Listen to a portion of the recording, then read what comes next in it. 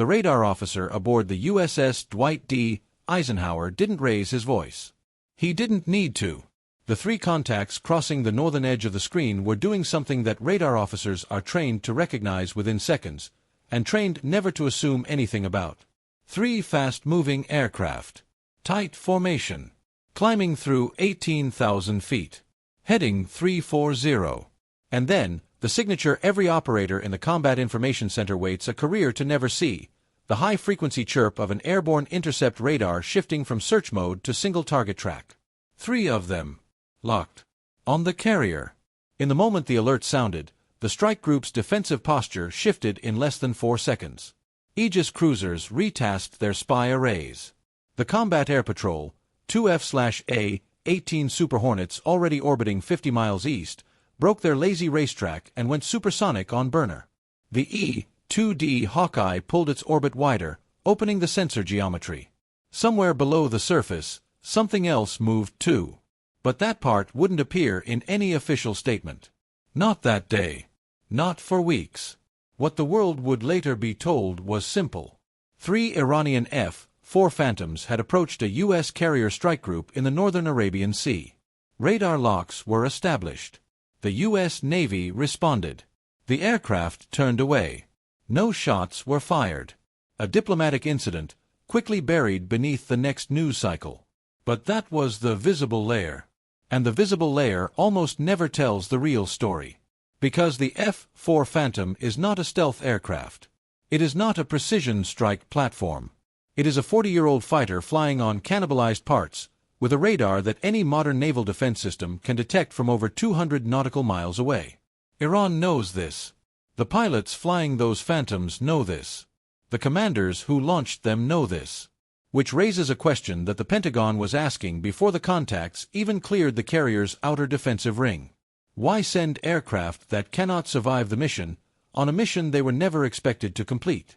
The answer doesn't sit in the cockpit of those Phantoms. It sits somewhere else entirely. Roughly 40 minutes before the radar lock, an unrelated event had occurred about 600 miles to the northwest. A commercial tanker, Liberian-flagged, carrying refined petroleum, had altered course unexpectedly near the southern approach to the Strait of Hormuz. Its AIS transponder had blinked off for 19 minutes. When it came back online, the vessel was 3 nautical miles from where it should have been. No distress call. No explanation. Maritime analysts watching the data flagged it, then moved on. Tanker irregularities in that corridor happen often enough to lose their novelty. But irregularities are rarely random. And in the architecture of modern naval conflict, a tanker that vanishes for 19 minutes is not a tanker. It is a probe. It is a sensor test. It is a timing experiment. The strike group commander on the Eisenhower would not have known this in real time. What he would have known is that the carrier had been operating under a slightly compressed sortie cycle for the previous 72 hours. Fuel state across the air wing was at roughly 68% of optimal. One of the 2 on-station replenishment oilers was 3 days behind schedule due to a mechanical issue near Diego Garcia. And the second carrier that was supposed to provide overlapping coverage in the Gulf region was still 9 days out of position. In other words, the visible carrier was strong. But the geometry around it had quietly thinned. That is exactly the kind of moment a probing adversary waits for. The 3 Phantoms, then, were not the threat. They were the question. And the question was simple. How fast does the strike group react? How does it react? What sensors come online? What aircraft launch? Which ships break formation? Which frequencies light up? Which assets stay quiet, and therefore reveal themselves by their silence? Intelligence analysts call this kind of operation a signature provocation. You force the adversary to perform. You watch what they perform. And then you map the architecture of their defense from the inside out. Iran has been doing this for years. So has Russia. So has China. So has the United States. The difference, in the Arabian Sea that afternoon, was the timing. Because 3 other things were happening that almost no one outside a very narrow intelligence community was paying attention to. The first was a quiet redeployment of Iranian fast attack craft from Bandar Abbas, occurring during the same window. Small boats. 12 of them. Dispersing rather than concentrating, which is the opposite of how Iran usually postures for visible deterrence. Dispersal is not a parade. Dispersal is preparation. The second was a sudden spike in encrypted communications traffic between Iranian naval headquarters and a coastal facility near Jask, a facility long suspected of housing anti-ship cruise missile batteries, including the Ghatar and the newer Abu Mahdi variants, with ranges that comfortably reach into the northern Arabian Sea. And the third, the one that mattered most, was something that didn't happen. A U.S. Virginia-class submarine that had been quietly operating in the region had gone silent on its scheduled communications window 6 hours earlier. Submarines go silent for many reasons. Most of them are mundane. But when a submarine goes silent in the same window that an adversary begins a signature provocation, the silence stops being mundane. It becomes a variable. And variables, in naval warfare, are what kill people. The Super Hornets closed the distance to the Phantoms within 90 seconds. Standard intercept procedure. Visual identification. Wing rock. Radio challenge on guard frequency. The Iranian aircraft did not respond. They held their course for another 40 seconds, maintained their radar locks, and then, without warning, without acknowledgement, broke hard to the north and disengaged. The entire encounter, from first detection to disengagement, lasted less than 7 minutes. That, too, is the visible story. What happened underneath it is harder to reconstruct, because most of it is still classified. But the outline can be traced from publicly available movements in the days that followed. The Eisenhower's strike group shifted its operating box approximately 90 nautical miles to the southeast within 36 hours, a move that placed it deeper into the Arabian Sea and farther from the Iranian coastal missile envelope. A second oiler was rerouted from the western Indian Ocean to close the replenishment gap. ISR coverage over southern Iran tripled in the following week, with both MQ-4C Triton and P-8 Poseidon sortie rates climbing visibly in flight tracking data. And the silent Virginia-class submarine reappeared in a position approximately 140 miles from where it had last been heard. Which is to say, the United States did not treat this as an incident. It treated it as a test. And it adjusted. But here is where the layers deepen again. Because adjustment, in strategic terms, is itself a signal. When you move a carrier 90 miles, you are telling your adversary that they successfully changed your geometry. When you reroute oilers, you are telling them that they identified your logistical pressure point. When you triple ISR sortie rates, you are telling them that they forced you into a defensive intelligence posture. Every action the United States took to harden its position also revealed where the position had been soft. This is the paradox of deterrence in the modern era. The very act of demonstrating strength can expose the seams of that strength. And the adversary watching from the other side of the strait was not looking for a fight. They were looking for the seams. A senior naval strategist, speaking later in a closed forum, framed it this way. He said that the F-4 Phantoms were never the weapon. The weapon was the clock. Every minute the strike group spent reacting was a minute it was not doing something else. Every aircraft launched on intercept was an aircraft not available for a different mission.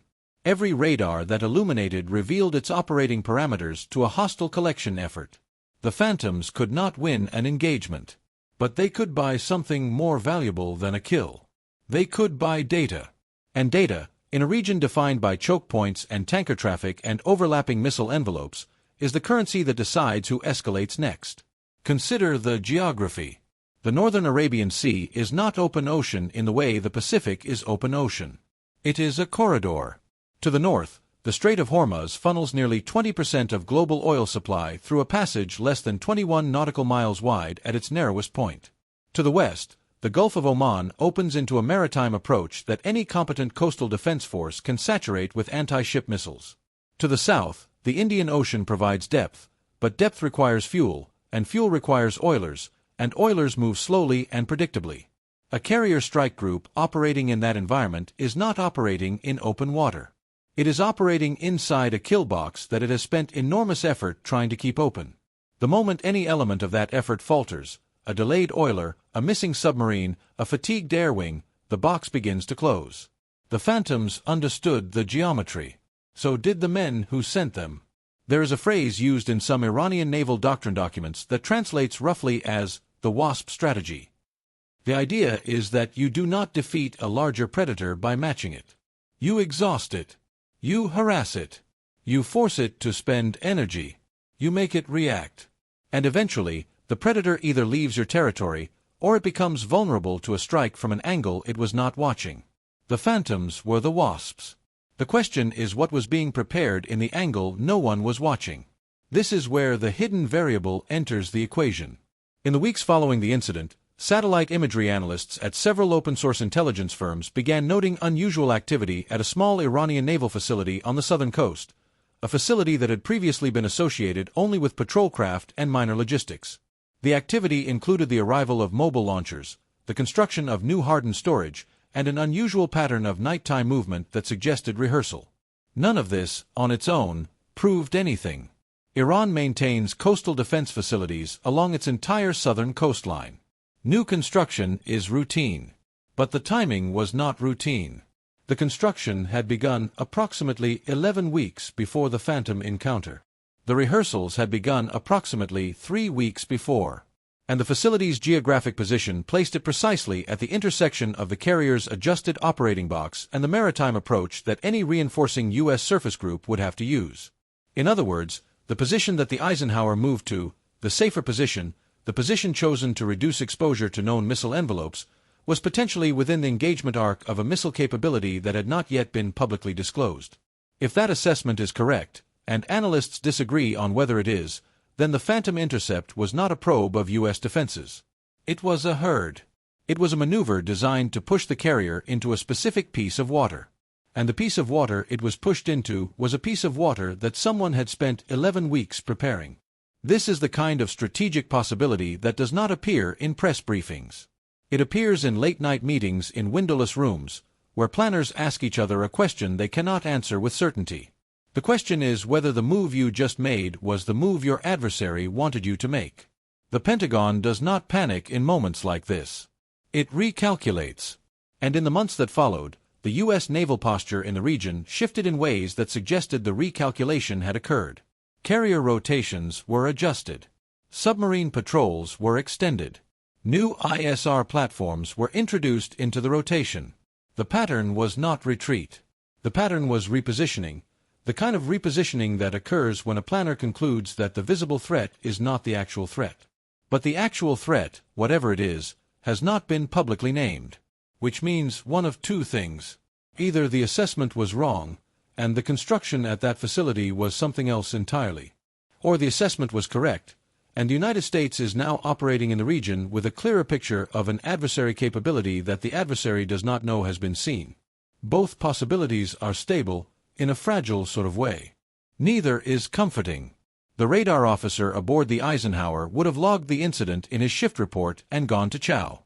The Phantoms would have returned to their base, refueled, and waited for their next sortie. The tanker that had blinked off would have continued its voyage. The submarine would have resumed its patrol. From the outside, nothing happened. But naval warfare, at its highest level, is not about what happens. It is about what almost happened, what was prepared to happen, and what was learned about the conditions under which it could happen next time. The 3 Iranian Phantoms that locked onto a U.S. carrier in the Arabian Sea did not start a war. They did not even start an incident, in the conventional sense. What they started, or perhaps continued, was a conversation. A conversation about geometry, about timing, about logistics, about silence. A conversation in which neither side speaks, and both sides are listening to everything the other side does not say. The visible event lasted 7 minutes. The strategic event is still unfolding. And somewhere in the northern Arabian Sea, on a facility that does not appear on most maps, the rehearsals have likely not stopped. The question is not whether the next provocation comes. The question is what shape it takes when it does, and whether the carrier that responds to it will be moving toward the threat, or toward the position the threat has already chosen for it. If this kind of strategic breakdown is the type of analysis you want more of, consider subscribing. The next part of this story, the part about what the silent submarine was actually doing in those 6 missing hours, is one you'll want to see.